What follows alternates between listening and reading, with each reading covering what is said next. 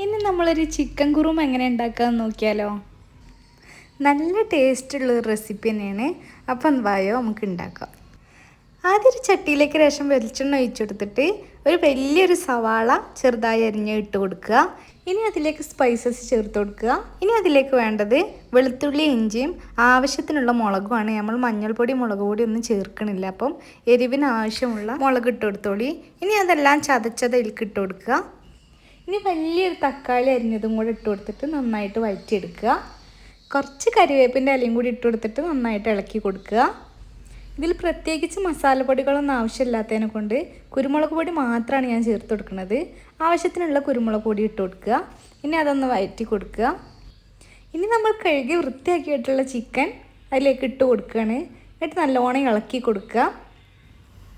ചിക്കൻ്റെ എല്ലാ ഭാഗത്തേക്കും ഗ്രേവി എത്തുന്ന വിധത്തിൽ നന്നായിട്ട് ഇളക്കി കൊടുക്കുക. ഇനി നമുക്കതിലേക്ക് വേണ്ടത് വെള്ളമാണ്.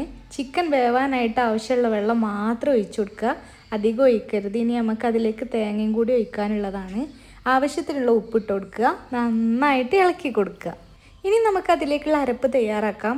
അതിനായിട്ട് ഒരു മുറി തേങ്ങ എടുത്തിട്ടുണ്ട്. 15 അണ്ടിപ്പരിപ്പ് വെള്ളത്തിലിട്ട് കുതിർത്തതും കൂടെ ഇട്ട് കൊടുത്തിട്ട് കുറച്ച് വെള്ളം ഒഴിച്ചിട്ട് നന്നായിട്ട് അരച്ചെടുക്കുക. ആ സമയം കൊണ്ട് നമ്മൾ ചിക്കനൊക്കെ വെന്തിട്ടുണ്ടാവും. ഇനി നമ്മൾ അരച്ച തേങ്ങ അതിലേക്ക് ഒഴിക്കുകയാണ്. എന്നിട്ട് നന്നായിട്ട് ഇളക്കി കൊടുക്കുക. ഈ സമയത്ത് നല്ലൊരു സ്മെല്ലൊക്കെ അടിച്ചു തുടങ്ങും. ഇനി നമുക്കതൊന്ന് തുള്ളാനായിട്ട് വെക്കാം. ഭയങ്കരമായിട്ട് തിളക്കൊന്നും വേണ്ട, ഒന്ന് തുള്ളിയാൽ മതി. അപ്പോൾ അത്രയേ ഉള്ളൂ. വേണമെന്നുണ്ടെങ്കിൽ ഒന്നും കൂടി ഒന്ന് റിച്ചാക്കാൻ വേണ്ടിയിട്ട് 2 സ്പൂൺ നെയ്യിൽ 5 or 6 അണ്ടിപ്പരിപ്പും കുറച്ച് കരിവേപ്പിനും കൂടി മൂപ്പിച്ചിട്ട് അതും കൂടി ഒഴിച്ചെടുക്കുകയാണെങ്കിൽ അടിപൊളി ടേസ്റ്റാണ്. എല്ലാവരും ഉണ്ടാക്കി നോക്കിക്കോളി. നല്ല ടേസ്റ്റുള്ള അടിപൊളി റെസിപ്പിയാണ്. കുറുമയിലേക്ക് പ്രത്യേകിച്ച് മസാലകളൊന്നും വേണ്ടാത്തതുകൊണ്ട് നമുക്ക് എത്രയും പെട്ടെന്ന് തയ്യാറാക്കാൻ പറ്റിയൊരു റെസിപ്പിയാണ്.